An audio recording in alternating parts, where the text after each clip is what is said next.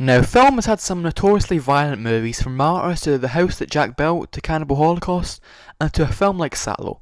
However, there was one film that in some way brought much more violent films into the limelight, that being the ultra-violent 2001 film, Ichi the Killer.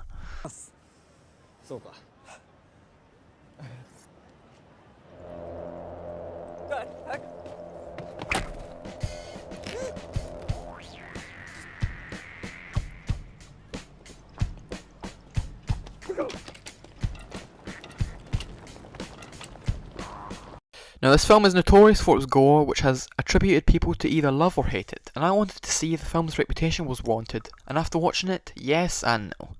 The film is very, very gory, however, especially with the restoration cut, the violence feels much more cartoonish and over the top, rather than realistic, feeling much more in line with films like Kill Bill, which, of course, that film was inspired by this one. But I wanted to talk about the film more thematically, as I believe it's quite a well-written, intelligent film. As I believe, the film conveys very well the idea of the disappointment of violence. This is conveyed quite clearly with the film's main antagonist, Kakihara.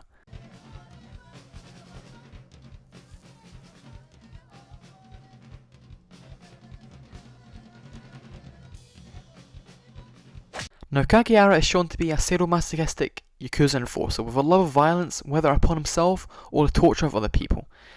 His goal was to find someone equal to him in their love of violence or the ability to endanger Kakihara's life, which is what he wants, and is why he loves Ichi so much. He wants to fight and encounter him, so much so he even admits to being quite scared.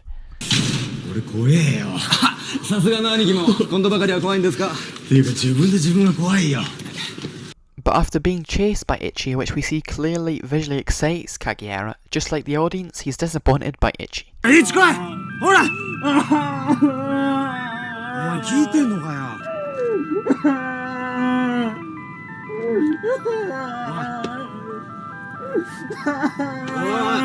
As throughout the film, for the first 20 minutes or so, we don't see Ichi, only the aftermath of what he's done.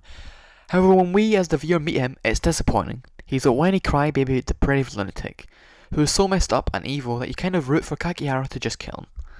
And when they do meet, it's Kakihara's worst fear. It's disappointing, which is something he's been talking about throughout the film, from Karen not hurting him enough, to this scene in which Kakihara seems to be talking to the audience directly.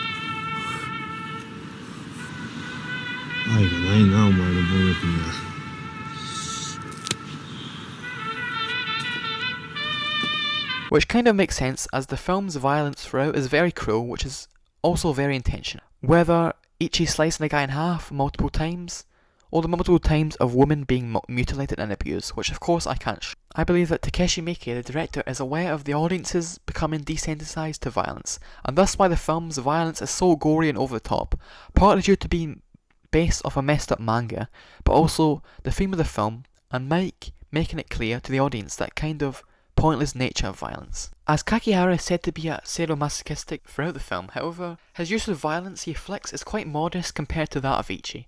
The only prominent occasions of this are him severely biting a guy's hand till it's near the bone, and the tongue scene.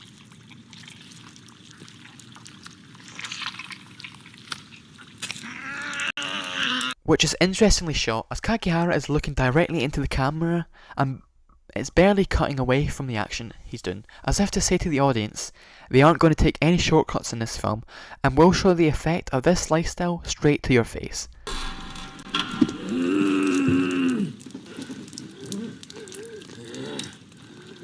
And the encounter of Kakihara and Ichi is so disappointing, Kakihara literally kills himself, as he is never able to find the equal opponent he wanted. His death even shown as a hallucination of Ichi killing.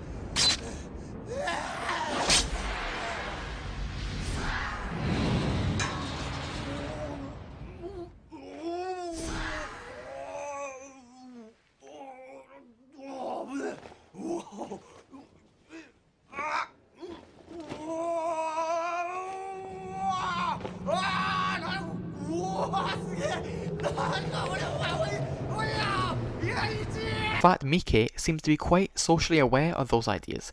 For example, his most prominent famous film, Audition, which I'm not going to spoil, but is considered by many one of the greatest horror films of all time, but also one of the greatest feminist films of all time, and thus I believe that he is quite an intelligent director.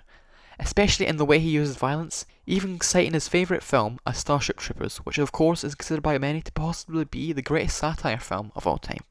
So overall, I believe whilst violent, Ichi the Killer is also quite an intelligent commentary on violence in media and the disappointment it brings you, and overall shows the talent of the hard-working and ever more infamous Takashi Miike.